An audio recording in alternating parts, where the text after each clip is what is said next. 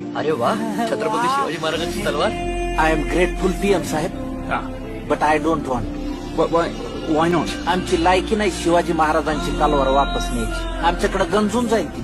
आमची राजकारणी महापुरुषांच्या नावानं जाती जातीत काड्या लावायले. त्यांना तलवारीची काय गरज आहे महाराजांची? त्यांना काडीची गरज आहे. इतिहास वाचून पुढच्या पिढ्यांनी सुधारायचं असतं, पण आमच्याकडे इतिहासाची मोडतोड करण्यातच जास्त इंटरेस्ट आहे.